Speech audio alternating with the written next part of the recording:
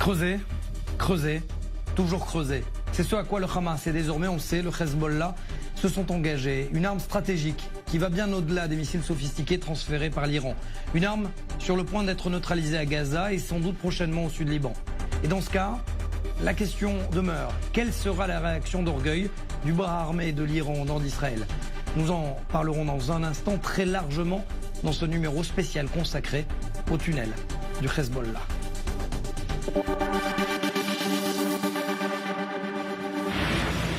Mais avant cela, retour sur les faits, sur 24 heures d'opération de l'armée israélienne et sur finalement ce tabou brisé par Tsahal, les fameux tunnels du Hezbollah. Sur ces images, deux hommes s'avancent dans un tunnel étroit. Ce sont des membres du Hezbollah. L'un d'eux repère un appareil inconnu, une caméra de Tsahal. Intrigué, l'individu s'avance. Son mouvement déclenche alors une charge explosive installée sur le dispositif. Les deux hommes détalent. L'armée israélienne est formelle. L'un des deux individus fait partie de l'unité d'élite de l'organisation terroriste chiite libanaise. Nous sommes à la frontière entre le Liban et Israël. La caméra a été installée par l'armée israélienne avec pour objectif de révéler tous les détails de l'infrastructure souterraine du Hezbollah. Creusé dans la roche, il entre depuis le Liban en Israël sur 40 mètres de longueur et 25 mètres de profondeur. À l'intérieur, tout est fait pour s'y déplacer aisément. Le tunnel fait 2 mètres de hauteur et 2 mètres de largeur, ce qui permettrait à des individus à moto de circuler. L'opération Bouclier du Nord a été approuvée par le gouvernement le 7 novembre dernier. Elle devrait durer plusieurs semaines, le temps pour Tsahal de détruire tous les tunnels terroristes du Hezbollah. J'ai un message pour le peuple libanais. Le Hezbollah met vos vies en danger.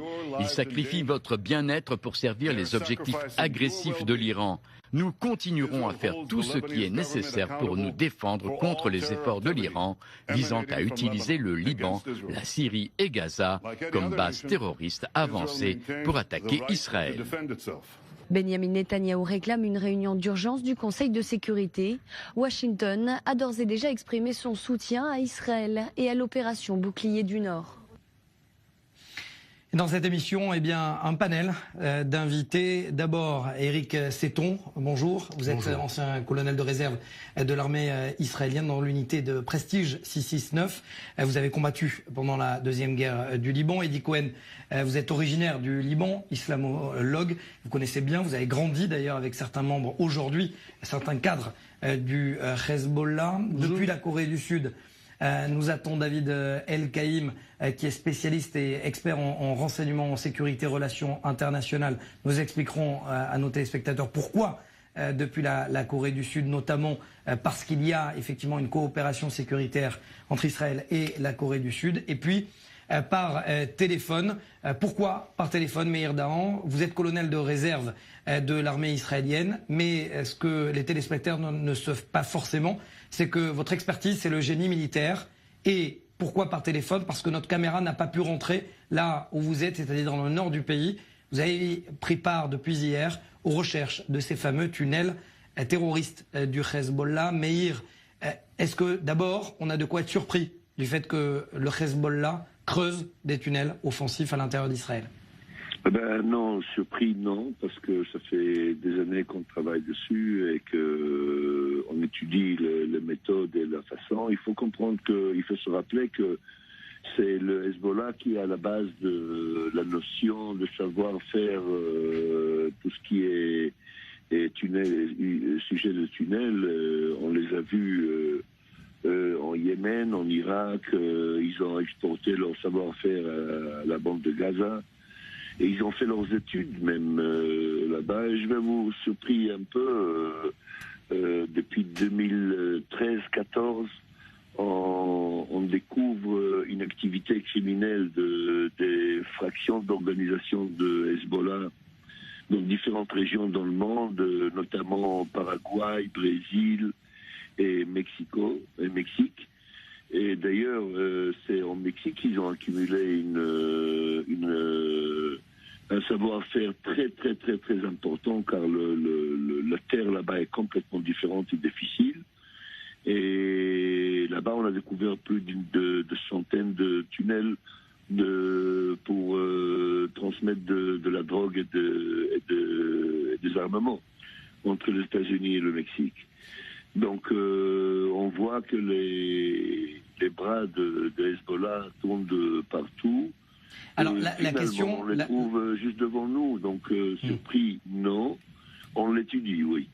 Meir, pour des raisons de sécurité, bien sûr, vous ne pouvez pas trop en parler, mais comment, ça c'est assez exceptionnel, ces images de cette caméra de surveillance qui pénètre à l'intérieur de ce tunnel, comment parvient-on, dans le génie militaire, à pouvoir faire pénétrer une caméra de surveillance et filmer en temps réel, à leur insu, des hommes du Hezbollah, de la prestigieuse unité Redouane, le bras armé finalement du Hezbollah? Ça, c'est à l'issue de toute une opération qui dure des années, des recherches, des découvertes.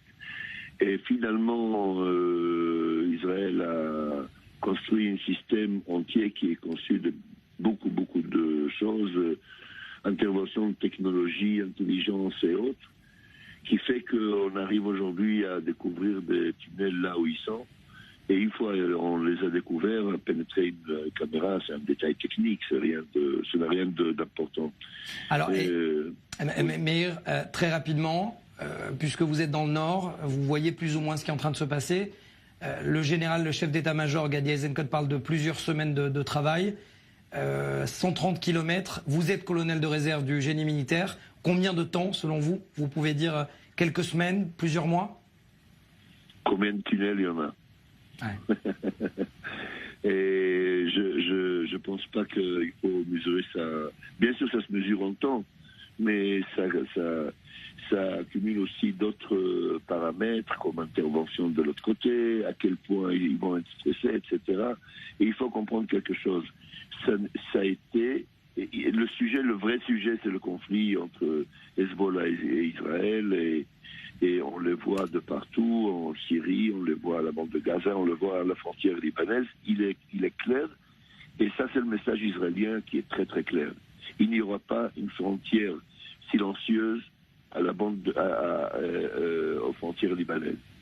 Ça c'est un message très très très très clair. Le tunnel, ce n'est qu'un élément de plus. Il faut comprendre et se rappeler que vraie menace, c'est autre chose, c'est des dizaines de combattants, des dizaines de milliers de combattants de Hezbollah bien entraînés, et tout le stock de missiles qu'ils ont, et les travaux de précision qu'ils font, tous leurs préparatifs. Et messieurs, il faut se rappeler quelque chose.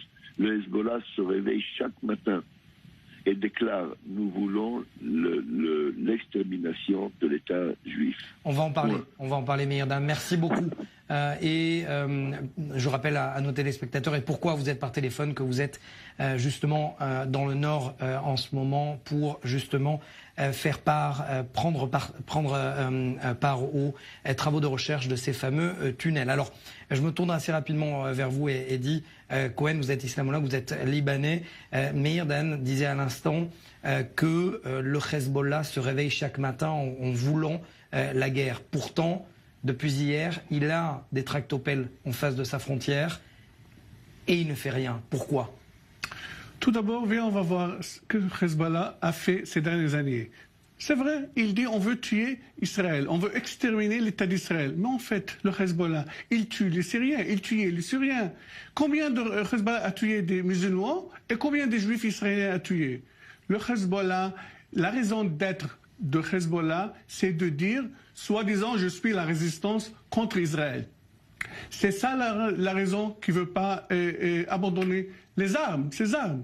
Les Libanais, les chrétiens, les musulmans sunnites, ils disent à Hezbollah, on veut l'armée libanaise, qu'elle soit l'armée.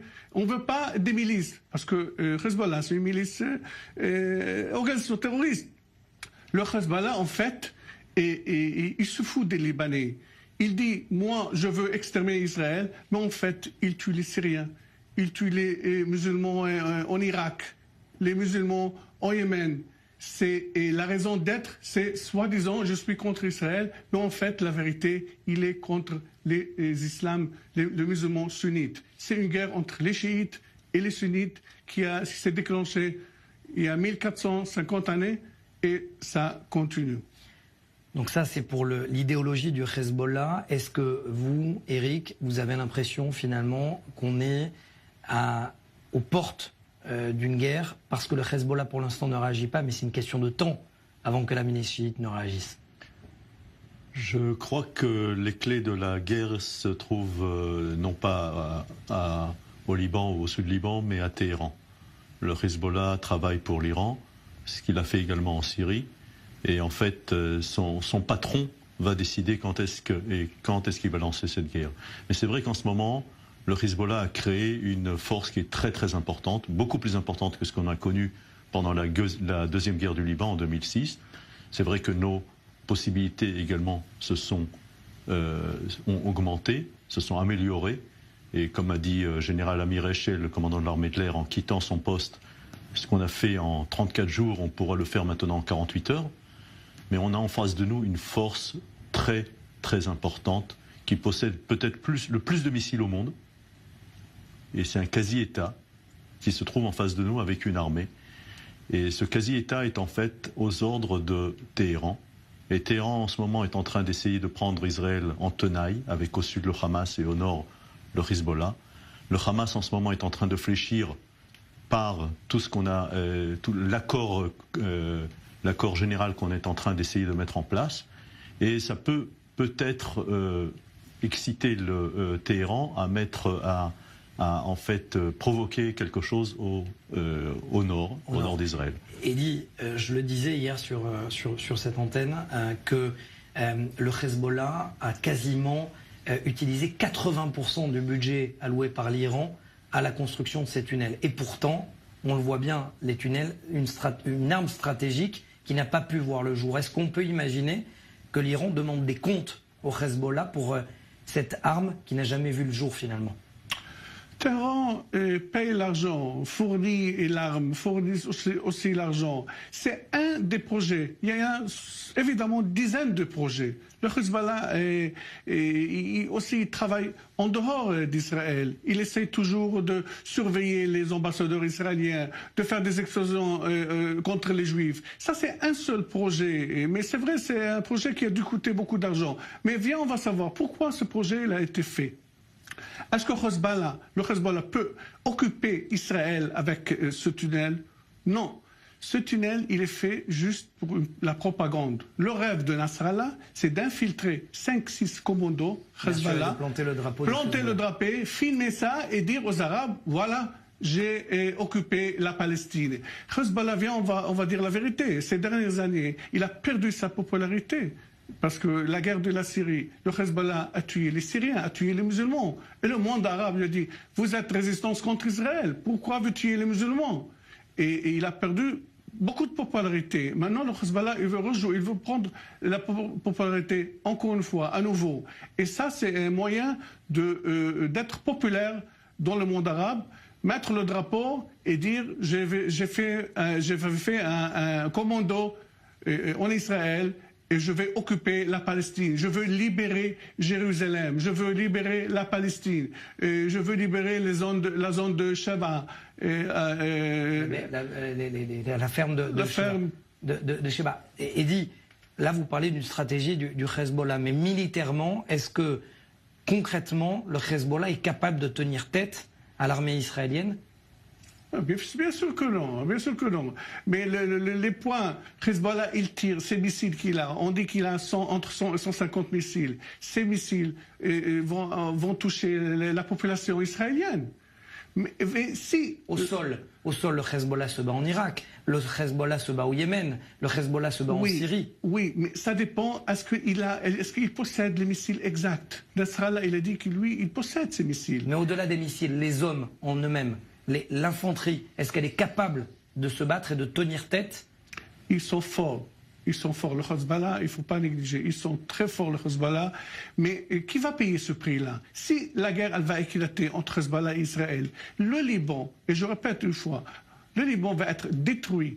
C'est pour cela qu'il ne veut pas la guerre. Nasrallah ne veut pas la guerre contre Israël, c'est juste des paroles.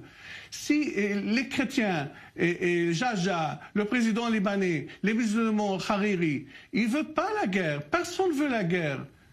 Personne ne veut la guerre. Alors, et c'est pour ça qu'il a beaucoup de choses à perdre, Nasrallah, s'il ose de faire la guerre. Vous parlez de paroles, il y a des actes également. David El-Kaïm, vous êtes avec nous depuis la Corée du Sud.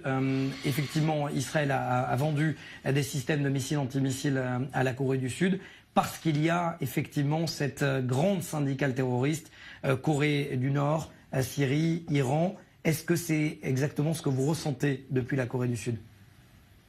Oui, bonsoir, pardon pour cette problème technique.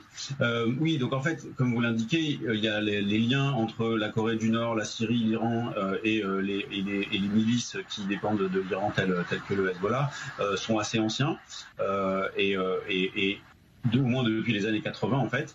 Ce qui est intéressant, c'est qu'aujourd'hui, à cette internationale de ce qu'on appelait les États voyous ou l'axe du mal selon le vocabulaire, répond un petit peu un axe entre les États-Unis et leurs alliés.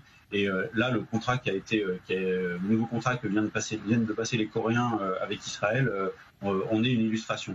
Alors, je précise que là, c'est en fait simplement la dernière version d'un système de détection qui a été acheté, qui s'appelle le Green Pine, qui est en fait la troisième version. Mais il y avait déjà eu la première signature d'un contrat en 2009 et un avenant au contrat en 2017. Donc c'est plutôt le prolongement de quelque chose. Et il se pourrait d'ailleurs que, d'après ce que j'ai lu, il y ait aussi des démarches de la part des Sud-Coréens pour en fait louer les capacités satellitaires d'Israël, le temps qu'eux-mêmes arrivent à maîtriser cette technologie et déploient leur propre armada de satellites d'observation. Est-ce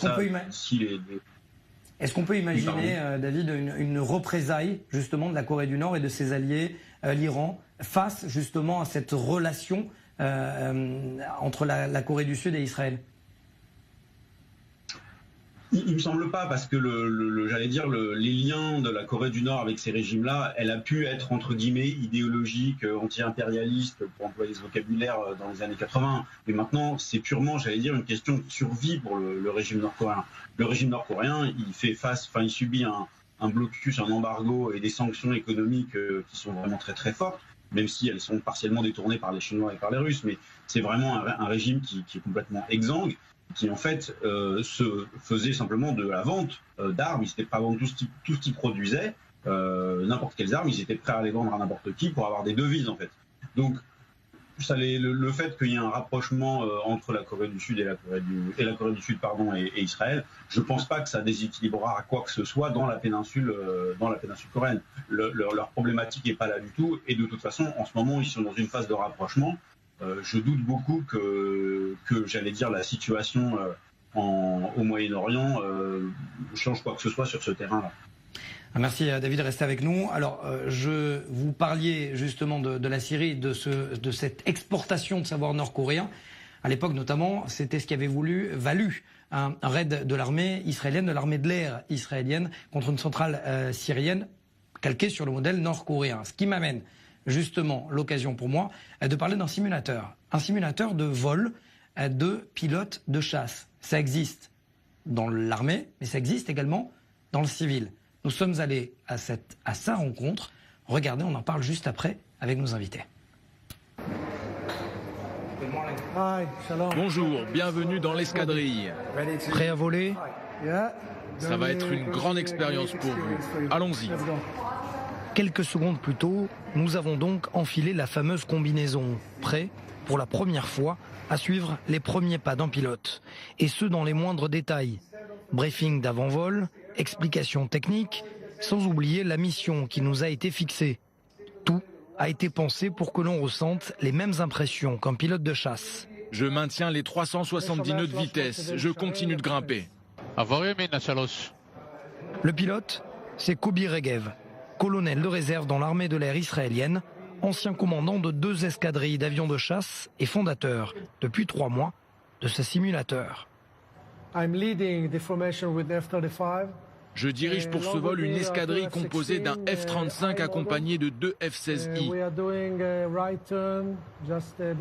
Nous allons voler au-dessus de Saint-Jean d'Acre, direction notre destination, le nord du pays. Au cours de mes 32 ans de vol, en tant que pilote et commandant d'escadrille, Nous avons connu des scénarios de vol très similaires de ceux que nous vivons ici avec ce simulateur. Nous allons conduire la mission dont nous avons discuté plus tôt. Ça va être complexe, mais je suis certain que vous êtes prêts. Ok, bonne chance à tous. Quelle est la cible, commandant? La cible est celle dont je vous ai parlé, une cible ennemie. À bord d'un chasseur F-16, les civils peuvent, comme nous l'avons fait, avoir en main le fameux joystick du prestigieux avion de combat. Ici, au-dessus de Tel Aviv, concentration maximale. Exercice du jour, être capable d'équilibrer son appareil. On peut aussi tenter un, voire plusieurs loopings plutôt périlleux, tout en essayant de gagner des points en touchant ses objectifs. Mission accomplie. On peut survoler Israël, le Liban, la Syrie, pourquoi pas l'Iran. Mais ne pas oublier, ici nous ne sommes que des apprentis. Retour très rapide à la vie réelle. Difficile d'aborder les sujets qui fâchent. On ne parle pas, ou très peu, avec ces anciens pilotes de chasse, des enjeux à la frontière nord d'Israël, des menaces posées par les systèmes anti-aériens S-300, désormais entre les mains des Syriens, ni même d'une attaque hypothétique en Iran. Nous sommes habitués à ne pas tout dire à tout le monde. Cela fait partie de notre formation, de qui nous sommes. Au final, l'expérience est plutôt unique. De suivre ce que ces pilotes de chasse israéliens vivent au quotidien dans cette région explosive. Et surtout de voir qu'on peut aussi simuler des scénarios de guerre, au sud comme au nord d'Israël. Éric Seton, vous avez donc fait...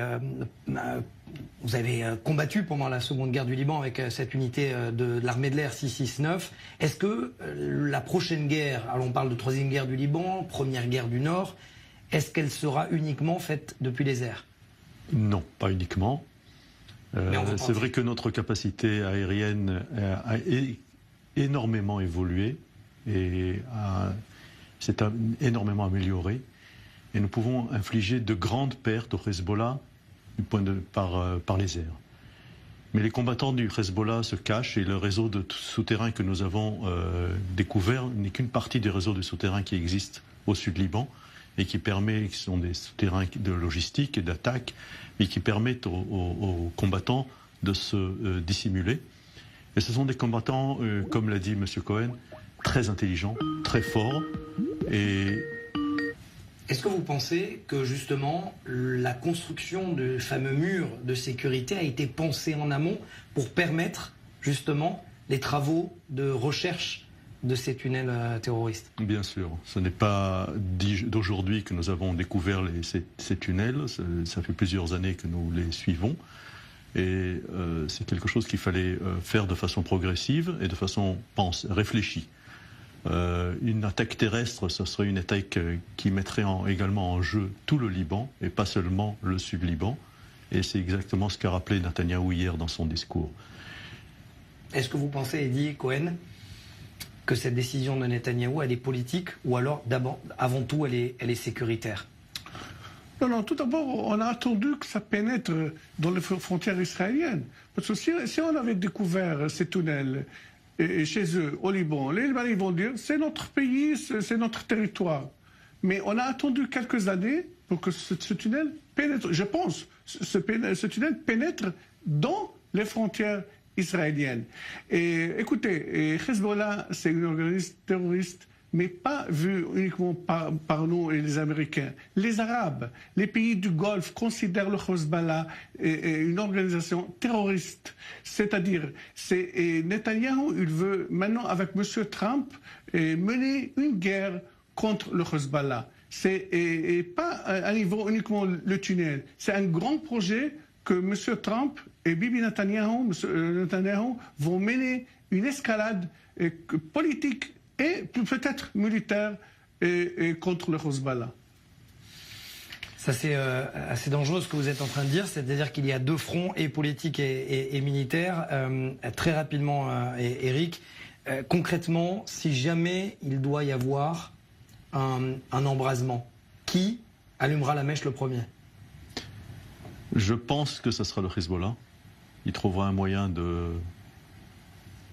créer un prétexte pour créer l'embrasement. Israël n'a pas d'intérêt pour l'instant à faire une attaque de large envergure. Je veux rappeler également qu'une attaque terrestre, c'est important. C'est sûr qu'également nos capacités terrestres, pas seulement aériennes, ont beaucoup évolué. Et nous sommes prêts, beaucoup plus prêts que ce que nous étions en 2006, où nous avons été un peu surpris de leur capacité. Donc je pense que le Hezbollah, si mettra le feu aux poudres, ce sera par ordre de l'Iran. Quelques secondes à peine est dit. Il nous reste quelques secondes en oui ou non. Est-ce que les Libanais peuvent dire stop au Hezbollah? Non. C'est Tahran, comme il a dit, le monsieur. Tahran qui décide ce qui va passer au Liban. Le Hezbollah, au niveau de politique maintenant, il n'y a pas de gouvernement. Merci. C'est pour ça, à cause de Hezbollah.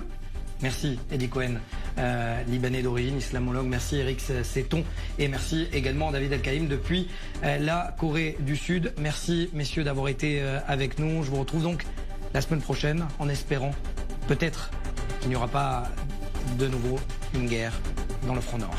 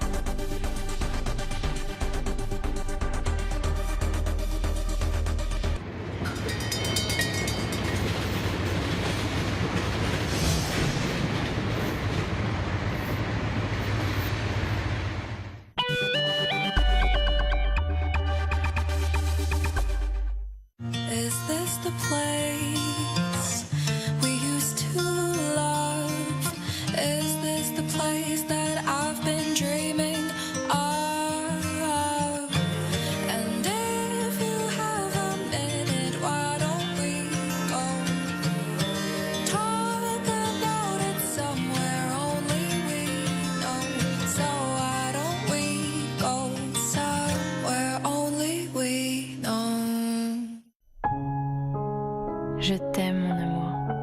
Où es-tu? Saphir orange, enthousiasme. Saphir rose, bonheur. Saphir jaune, énergie. Saphir violet, mystique. Émeraude verte, espoir. Rubis rouge, passion. Saphir bleu, harmonie. Je t'aime, mon amour. Mauboussin, capsule d'émotion.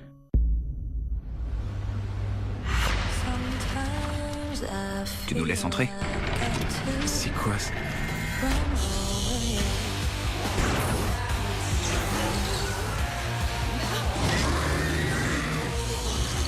Nos parents seraient tous des psychopathes selon toi? Il va falloir faire un autre sacrifice. Découvrez Runaways, la nouvelle série Marvel en exclusivité sur Sci-Fi.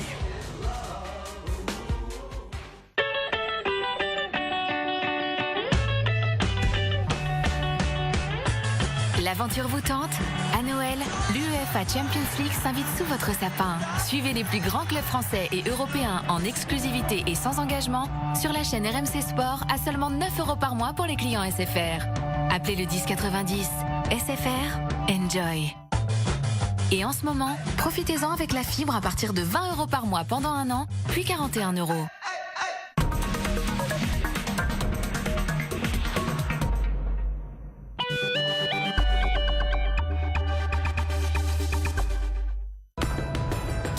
À 21h, vous avez rendez-vous avec l'histoire. Bienvenue à bord de la machine à remonter le temps. Chaque semaine, je vous présente les hommes et les femmes qui ont marqué à tout jamais le destin du Moyen-Orient. Entretien exclusif, images d'archives, documents historiques et témoignages, un regard sur le passé pour mieux comprendre notre présent. Alors n'oubliez pas, on passe notre soirée ensemble tous les lundis à 21h sur i24 News. New York, Tel Aviv, Londres ou Washington, i24 News, la chaîne internationale au cœur des grands événements. Retrouvez votre nouveau rendez-vous, les extraits d'interviews, de débats et d'analyses de la chaîne anglophone d'i24 News. Les meilleurs moments en langue anglaise, c'est tous les dimanches à 15h30 sur i24 News.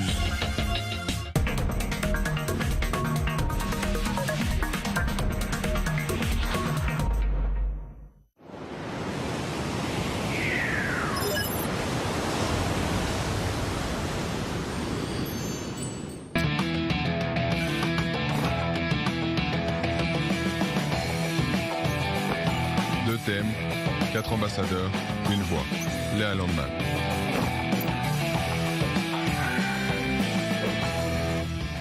Bonsoir mesdames et messieurs, ravi de vous retrouver pour un nouveau numéro des ambassadeurs. Cette semaine on discute de l'opération de Tsahal contre des tunnels du Hezbollah et de la crise Russie-Ukraine. Avec nous ce soir, Daniel Sheikh, vous êtes ancien ambassadeur d'Israël en France. Dr Jacques Neria, vous êtes ancien officier des renseignements militaires et chercheur au Centre des affaires publiques de Jérusalem.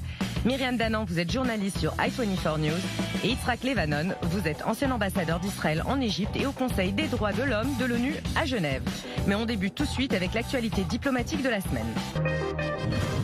En marge du G20 et après des mois de négociations, Donald Trump signe un nouvel accord de libre-échange avec le Mexique et le Canada. Le nouvel accord appelé AEUMC en français ne règle pas tous les différends commerciaux, mais les trois parties se sont entendues, notamment sur le secteur de l'automobile. Le Mexique augmentera les salaires de ses ouvriers, le Canada ne sera pas taxé sur les véhicules assemblés sur son territoire. En échange, Mexico et Ottawa s'approvisionneront en matériaux et composants sur le marché américain. Le Qatar va quitter l'Organisation des pays exportateurs de pétrole en janvier 2019. L'Émirat continuera à produire du pétrole mais se concentrera désormais sur la production de gaz naturel. Outre l'aspect économique, cette décision pourrait être la conséquence des tensions entre le Qatar et l'Arabie Saoudite qui se trouve à la tête de l'OPEP. Le Royaume a rompu ses relations diplomatiques avec le Qatar en juin 2017, l'accusant d'abriter des individus et des organisations qui lui sont hostiles. À l'occasion de la 24e conférence des Nations Unies sur le climat en Pologne, la Banque mondiale a annoncé un plan de 200 milliards de dollars entre 2021 et 2025. Cet argent sera largement consacré à l'adaptation aux effets des dérèglements climatiques et pas seulement à la réduction des gaz à effet de serre. Ceci pour soulager les populations les plus pauvres. Les prévisions de l'organisation font peur. 100 millions de personnes supplémentaires vivant dans la pauvreté d'ici à 2030 et 143 millions de migrants climatiques. La Banque mondiale espère que la communauté internationale suivra son exemple. Premier thème ce soir, Tsahal a découvert des tunnels offensifs du Hezbollah avec des sorties sur le territoire israélien dans le nord vers Metula. Depuis 2006, Israël s'y attendait et depuis 2013, une unité spéciale de l'armée cherchait à lutter contre cela. Alors pourquoi maintenant, Jacques Neria ? Écoutez, la surprise, effectivement, c'est dans le timing. Donc, la géolocalisation de ces tunnels a été faite depuis 2013. On les suit depuis déjà 5 ans de très près. Et donc, à mon avis, vu les tendances régionales et les développements concernant l'Iran sous pression des sanctions américaines, je pense qu'Israël a eu vent d'une information que j'appelle une information d'or, selon laquelle les Iraniens auraient incité peut-être Hezbollah à initier une action militaire contre Israël d'une certaine manière.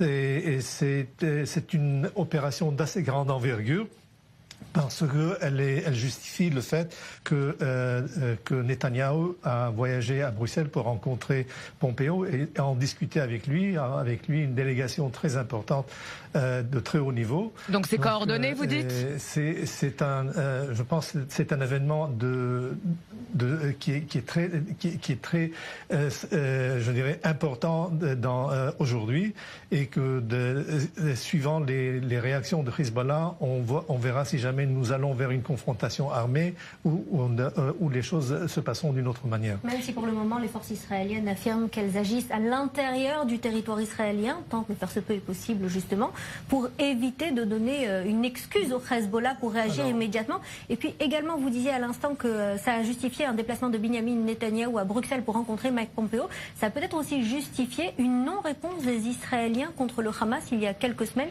On parlait. Mais avant de passer au Hamas, Myriam Danan, Darmanin avant de parler au Hamas. Ce n'est pas une raison de former un nouveau gouvernement, d'aller à de nouvelles élections. Il y a des choses que je ne peux pas parler, dont je ne peux pas parler. Donc, mais il peut en parler avec Pompeo. Donc, c'est naturellement c'est très central, c'est primordial. C'est un développement, je dirais, de grande taille. Il faudra prendre en considération un dérapage de ces événements vers une confrontation militaire avec Hezbollah. Pourquoi? Parce qu'en détruisant les tunnels, du côté israélien, on ne fait rien. Yitzhak Levanon. De l'intérieur. Yitzhak Levanon, est-ce qu'on a une opération coordonnée? Est-ce que cette opération risque de déborder? Premièrement, je crois que depuis ce matin, l'attention au Moyen-Orient et en Israël en particulier, elle est vers le Liban plutôt que vers le sud avec le Hamas, etc. Même bien avant la Syrie. Et ceci va continuer dans les prochaines semaines parce que le porte-parole de l'armée israélienne a dit que ça va durer quelques semaines. Donc l'attention serait là-bas. Si ça risque de déborder ou pas, tout dépend de ce qu'Israël va faire. Pour l'instant, elle est dans le territoire israélien, mais il faut comprendre que le tunnel n'est pas en territoire israélien. C'est le débouchement du tunnel qui est en territoire israélien. Le début, il est en territoire libanais. Je ne sais pas de quelle manière l'armée israélienne va les détruire, mais si elle désire les détruire, elle va rentrer dans le territoire libanais et c'est probable qu'il y ait une réaction de Hezbollah. Exact. De toute façon, nous sommes en territoire libanais, selon Hezbollah. Mais pas selon la loi internationale. Selon la loi de Hezbollah. Tu n'es pas. Il y a des litiges sur 3 ou 4 villages. 7 villages. Oui, mais tu n'es pas en territoire. En ce qui concerne si c'est coordonné ou pas, à mon avis, le seul fait que le Premier ministre prend avec lui 2 personnalités qui sont importantes dans le domaine de la sécurité, c'est clair. Le renseignement. Et c'est tout à fait normal qu'il y ait une certaine coordination, une certaine, disons, coopération, pour ne pas dire une collaboration avec les Américains. Depuis plus de 10 ans, on a le temps de se coordonner également. Daniel Sheikh, cela signifie-t-il que le Liban ne contrôle plus sa frontière ou plus précisément que le Hezbollah contrôle tout le Liban? Léa Landman, c'est pas un scoop ce que vous nous présentez maintenant. Je pose la question. Non, honnêtement, le Liban ne contrôle pas le sud du Liban. C'est-à-dire la dernière fois qu'il y avait un vrai contrôle de l'armée libanaise du sud jusqu'à la frontière, corrigez-moi, mais à mon avis, 1967. C'est exactement 67 ou quelque chose. Non, mais moi je pense qu'il y a ici 2 choses importantes sur le plan politique israélien. Le premier, c'est que nous sommes tous très intelligents à analyser le début d'une opération militaire, mais personne ne sait comment elle va se développer, comment elle va se terminer. Il y a une volatilité généralisée dans la région, il y a toujours des imprévisibles et des opérations militaires ont une sorte de vie indépendante que l'on ne peut pas toujours prévoir. Donc, a priori, c'est vrai, c'est une opération limitée au territoire israélien. Théoriquement, ça devrait se passer tranquillement et nous espérons évidemment tous que ce sera le cas, mais ce n'est pas une certitude. Alors une fois que nous avons dit ça, la grande question par rapport au Liban pour les Israéliens depuis longtemps déjà, c'est qui est responsable des problèmes au Liban? Est-ce qu'on peut jouer le jeu du Hezbollah et du gouvernement libanais de dire nous, le Hezbollah, c'est pas nous. C'est une sorte d'entité indépendante. Allez voir avec eux. Nous, le gouvernement libanais... Ce jeu-là ne fonctionne plus. Benjamin Netanyahou et Pompeo ont d'ailleurs tenu à préciser que c'était le Liban en tant qu'État. Et donc, la question est de savoir à quel point Israël va insister pour dire au gouvernement libanais, écoutez, c'est vos salades, c'est vous qui serez responsables. Précisément sur ce point-là. C'est une répétition. Depuis 93, les gouvernements israéliens successifs n'ont cessé de pointer le gouvernement libanais pour dire vous êtes responsable. Mais sur le terrain, ils n'ont pas attaqué des cibles du gouvernement libanais quand il y avait des opérations. En 2006, nous avons attaqué les ponts, nous avons attaqué des installations d'infrastructure. Précisément sur ce point-là, il y a 2 semaines, et le représentant du président français était en Israël, et ensuite il était au Liban, c'est Aurélien Le Chevalier, et à travers...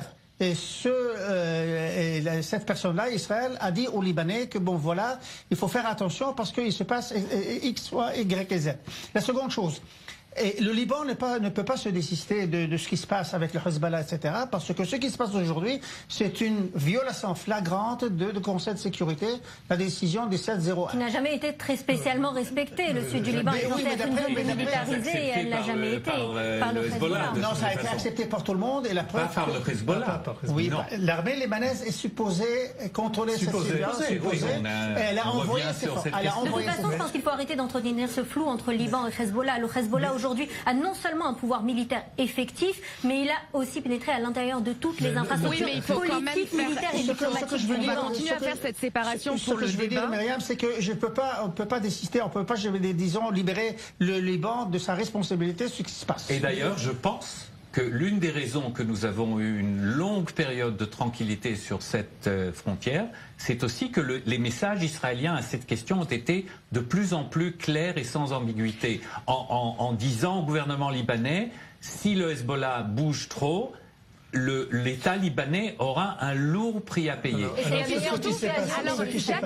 Ce qui s'est passé pendant ces 12 ans, au lieu de nous occuper de la menace de Hezbollah et de la détruire quand elle était toute petite, ce que nous sommes en train de faire malheureusement, pas avec beaucoup de succès à partir de la Syrie, on a laissé Hezbollah grandir comme un monstre, a amassé 150 000 missiles, amassé des unités de combat de premier ordre, et là nous nous retrouvons aujourd'hui en disant, oh, pendant 12 ans, c'est la dissuasion israélienne a tenu. Oui, mais justement, en Syrie spécifiquement, et le Hezbollah aurait pu avoir des implications largement supérieures à celles d'une opération ciblée contre Alors la force du Hezbollah quand même, et sa mainmise politique et militaire sur le Liban, qui d'un côté crée un monstre, mais d'un autre côté, le Hezbollah sera-t-il prêt à mettre en danger tout cela pour entrer en guerre avec Israël? On regarde du côté israélien, mais le Hezbollah va mettre en danger beaucoup de ses acquis. Notre logique n'est pas la logique de Hezbollah, en premier lieu. Donc, mais la logique de pouvoir politique est toujours la même. Et de la même façon que le Hamas ne veut pas toujours mettre en danger son pouvoir politique, le Hezbollah peut-être aussi. Hezbollah pense qu'il décrypte très bien le comportement israélien. Je pense qu'il se trompe. Il se trompe parce que c'est comme la majeure partie de ceux qui, soi-disant, suivent la politique israélienne ne comprennent pas les imprévisibles de la politique israélienne. Ça, c'est d'un. De deux, je pense que Hezbollah, en parlant de Hezbollah, on parle je dirais, c'est un mini-État. C'est lui qui contrôle le Liban. Il n'y a pas de Liban.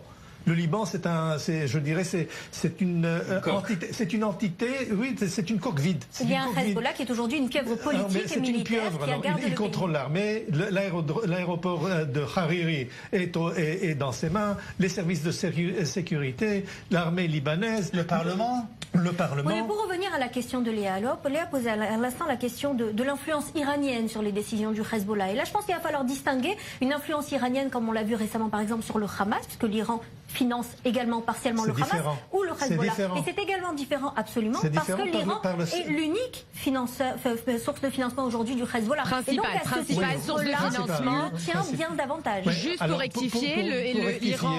Hamas, c'est les frères musulmans égyptiens. Hezbollah, c'est une organisation qui a été fondée par les Iraniens, qui parlent le libanais. C'est une organisation iranienne. Mais les Iraniens ne sont pas les seuls à financer le Hezbollah. Le Hezbollah a un trafic de drogue à travers le monde qui le finance aussi. Et puis il y a aussi l'Arabie Saoudite qui a sa marionnette à elle, qui est le premier ministre libanais actuel. Les Libanais à l'étranger ramènent chaque année 10 milliards de dollars au Liban. De ces 10 milliards, 10% vont directement chez Hezbollah. Alors pour continuer sur le Liban et l'emprise qu'il a sur le Hezbollah, le Hezbollah a également déployé des forces le long de la frontière libano-syrienne et dans la région de Damas. D'accord. Ces forces sont donc aussi sous commandement iranien, comme vous l'avez dit. Mais est-ce qu'on peut dire en réalité que l'Iran contrôle toutes les frontières d'Israël au nord? Contrôle, c'est un grand mot. Elle a un regard sur toutes les frontières. Il y a une présence. Daniel Sheikh. Oui, ils ont une présence, mais tout ça, c'est aussi du fait que nous avons mentionné l'Iran. L'Iran a plusieurs outils pour travailler autour d'Israël.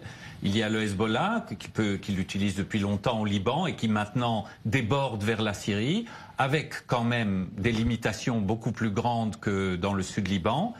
Et il y a à Gaza les organisations soutenues par l'Iran qui peuvent ils peuvent jouer avec ces outils de manière différente. C'est-à-dire, on peut très bien envisager une situation où il n'y a pas une dégringolade de la situation de l'opération israélienne vers une grande opération, une grande déflagration au Liban, mais qu'il y aura 15 jours plus tard, un renouveau de violence sur la frontière de Gaza. Il est certain que le rêve de l'Iran aujourd'hui, c'est de pouvoir, à sa guise, lancer une attaque coordonnée contre Israël venant de la frontière sud et de la frontière nord, qu'il s'agit de la frontière libanaise et syrienne. Et là, nous n'y sommes pas du tout. Même si l'Iran a toujours gardé ce contrôle sur le Hezbollah, qui n'est donc pas nouveau, il y a eu un certain recul du côté de la frontière syrienne. Je ne crois pas que nous sommes à ce point-là, mais non, clairement, moi, je vois qu'il y a une nouvelle situation qui se développe face à nous.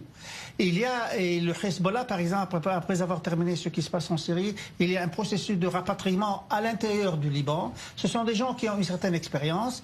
Le Hamas peut être incité que, voilà, étant donné qu'il a perdu plusieurs milliers de personnes en Syrie, peut-être qu'en face d'Israël, il pourra, disons, redorer son blason. Donc, il y a ici une possibilité d'une situation nouvelle qu'on devrait prendre en considération. Il nous reste quelques minutes et je voudrais qu'on s'éloigne d'Israël pour explorer la menace que représente l'Iran et donc le Hezbollah pour l'Europe. On écoute Amélie Chély, sociologue et spécialiste de l'Iran et des islams politiques, auteur du livre Iran, autopsie du chiisme politique, nous parler de cette menace pour l'Europe. Effectivement, si on veut observer la question de la menace de l'Europe, la menace visant l'Europe, elle n'est pas forcément a priori pour l'instant d'ordre sécuritaire et militaire, elle est bien plutôt pour l'instant d'un point de vue diplomatique. Même si on prend par exemple ne serait-ce que les relations entre la France et l'Iran. On sait que diplomatiquement, ça se passe très mal. Il n'y a pas d'ambassadeur iranien à Paris actuellement et il n'y a pas d'ambassadeur français en Iran actuellement.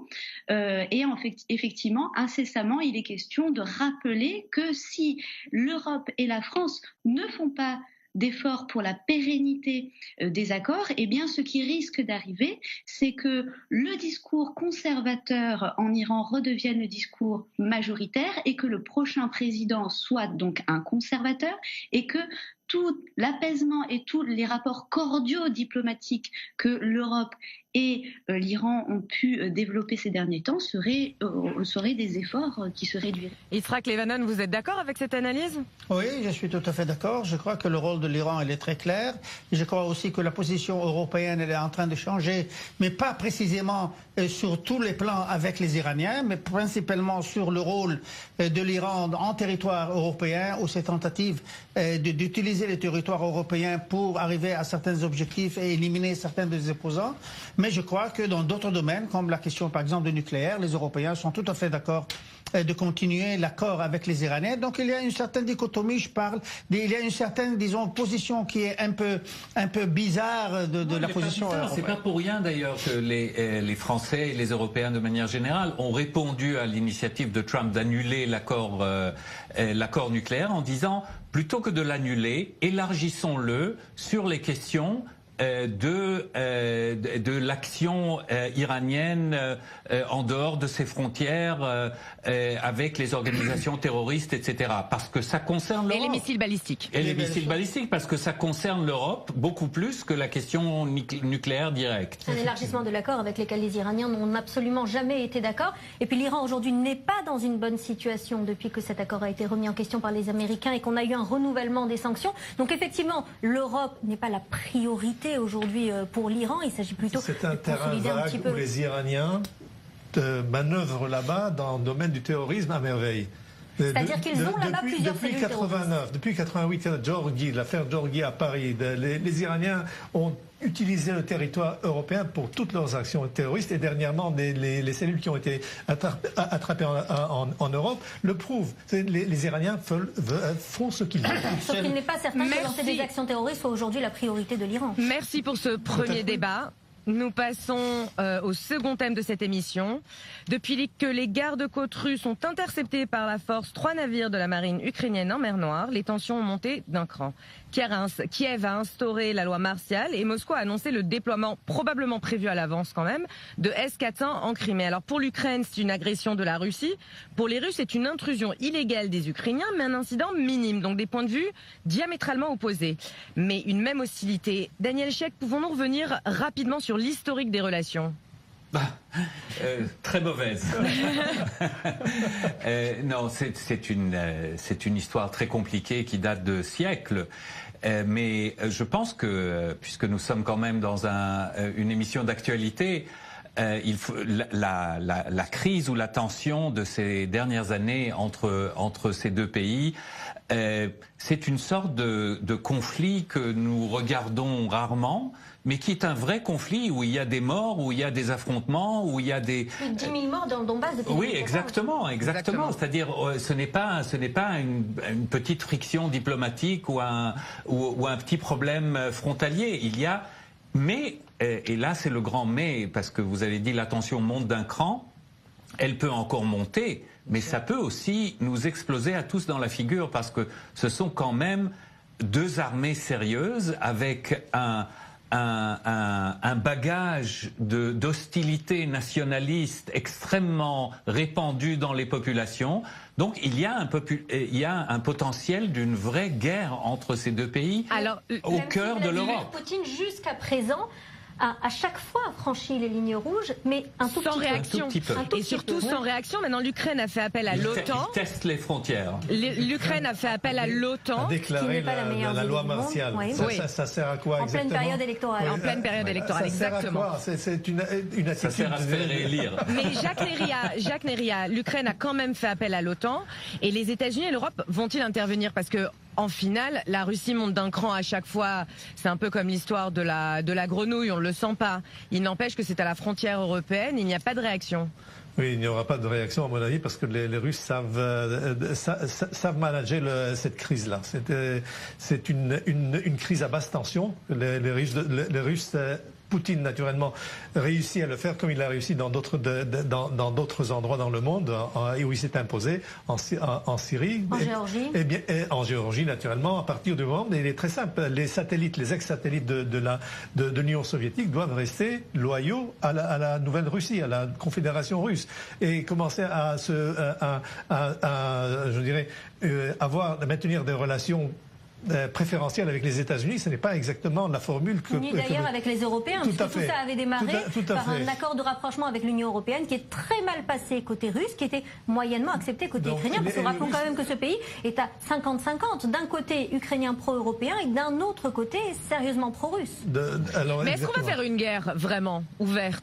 Ça n'a pas l'air d'être l'intention ni des Ukrainiens aujourd'hui, ni de Vladimir Poutine. Par contre, l'intention aujourd'hui de Vladimir Poutine, on revient à la question libanaise. C'est jamais quelque chose peut mal tourner et puis du coup on se retrouve dans quelque chose se passerait, ça serait une opération commando et prendre le président. Regardez, et ce matin par exemple, les Russes, ils ont levé partiellement le blocus maritime, et ce qui montre qu'ils vont se diriger vers une certaine diffusion de la tension entre les deux pays. Mais n'empêche que la crise et l'incident maritime provoqué par les Russes, et ça montre le tour de force que les Russes veulent voir. Qui ont pénétré en territoire russe. Oui, mais les Ukrainiens estiment qu'ils n'ont pas d'autres moyens de navigation. Pour répondre à votre question sur les Européens, revenons sur les Européens. Tout le monde considère Poutine comme un voyou.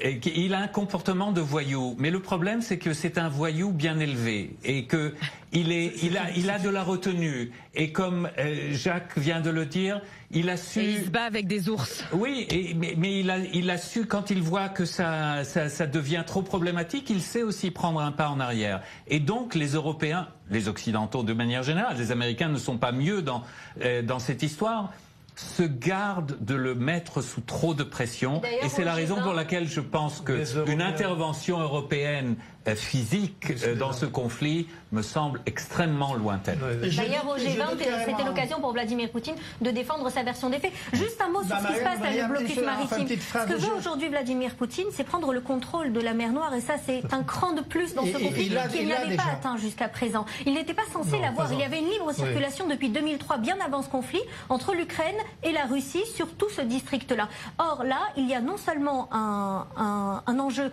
commerciale, politique et même géopolitique à avoir le contrôle de ce secteur. Et c'est bien plus important que de prendre le contrôle d'un port la question précédente, je crois que l'OTAN ne va pas risquer une confrontation avec les Russes, donc ils ne vont pas intervenir. C'est une question russo-ukrainienne.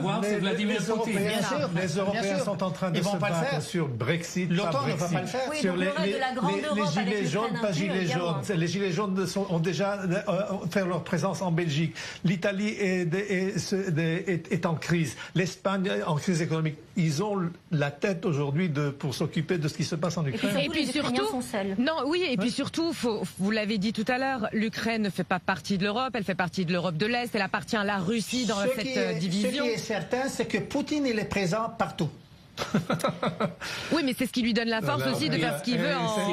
Et c'est la grande. On peut revenir sur la Syrie et le Liban pour parler de Poutine. À propos du Liban, il s'intéresse catégoriquement de la situation à l'intérieur du Liban. Oui, bien sûr. Il faut également revenir sur la logique un petit peu punitive de Vladimir Poutine. Et si on devait rajouter encore un élément à cette brouille, mais il y a quelques mois, c'était au mois d'octobre, il y a l'Église ukrainienne qui a obtenu son indépendance du patriarche de Constantinople. Ça a été très mal perçu par les Russes après 32 ans de vassalisme de l'Église ukrainienne, et ça a été une raison de plus pour Vladimir Poutine peut-être de lancer cette nouvelle manœuvre. Alors, et qu'est-ce qu'on pense du fait que les deux leaders russes et ukrainiens ont des problèmes de popularité dans leur pays? Est-ce que ça impacte leur comportement? Peuvent-ils se permettre un conflit ouvert? Normalement, c'est plutôt de mauvais augure parce qu'on fait une surenchère pour impressionner son opinion publique. Pas mieux que la défense du territoire national pour redorer son image. Exactement, quoi de mieux. Je vais pas faire des comparaisons, mais on pourrait éventuellement... Poutine peut se permettre d'être présent au G20 et monsieur l'Ukrainien... peut même se permettre d'avoir une mauvaise image. Avec le Saoudien, très particulier pour s'occuper des tunnels au Liban pour ne pas avoir des élections anticipées, par exemple. Oui, ça aussi. Par exemple. Ça a été aussi des calculs politiques en Israël. Myriam Danan, pendant le G20, donc Poutine a montré en fait qu'il gérait toute cette situation. Y avait-il de la place de parler de l'Ukraine? Alors pas beaucoup. La grande sanction contre Vladimir Poutine au G20, ça a été de le priver d'entretien bilatéral avec Donald Trump, ce qui ne les a pas empêchés de se parler au dîner. Ils se sont parlé, exactement. Voilà, exactement. Et puis pour Vladimir Poutine, ça a été surtout une scène incroyable pour défendre sa propre version des faits. Alors aussi contestable soit-elle, la Russie a montré à maintes reprises que quand elle avait une version des faits, elle s'y tenait et que crédible ou pas, et bien à la fin, c'était celle-là qui s'imposait. L'histoire de l'avion de l'avion qui a été abattu par les Syriens. Les Russes sont convaincus. Quels que soient les faits, ils ont leur rapport à eux. Leur rapport à eux, c'est les Israéliens. Yitzhak Levanon, juste pour clore cette conversation. Regardez, je crois que la crise qu'on a vue il y a 2 semaines entre l'Ukraine et la Russie, à mon avis, elle est en train d'être diffusée un tout petit peu. Et je ne crois pas que les Ukrainiens, ni l'OTAN d'une part, ni la Russie d'autre, désirent une confrontation. Merci messieurs, dames. Nous devons malheureusement clore ce débat. Nous nous retrouvons la semaine prochaine, mardi prochain, à la même heure, pour un nouveau numéro des ambassadeurs sur i24 News.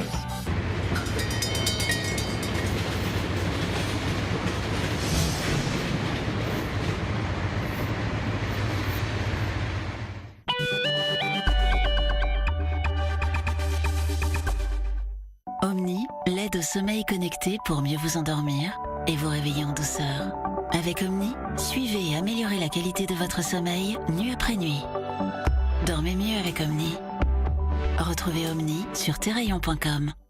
Un coin de rue. On passe devant tous les jours, sans même le voir. À la rigueur, on s'y arrête 5 minutes. Mais un coin de rue, on peut y vivre 46 ans. Y travailler, y jouer, ou y rencontrer son futur mari. On peut s'y perdre ou s'y retrouver. Y naître ou y renaître. Car ça n'est pas n'importe quel endroit. Un coin de rue. C'est ici que la ville prend vie. Et c'est pour ça que nous avons choisi d'être là, à vos côtés. LCL. Ma vie, ma ville, ma banque. J'ai révolutionné l'accès à une literie de qualité avec le contrat qualité-service. C'est une offre de location avec option d'achat. Rien à payer à la commande, livraison offerte, satisfait ou échangé. Pour la nuit, maison de la literie. Is this the place we used to love? Is this the place that I've been dreaming of? And if you have a minute, why don't we go talk about it somewhere only we know? So why don't we go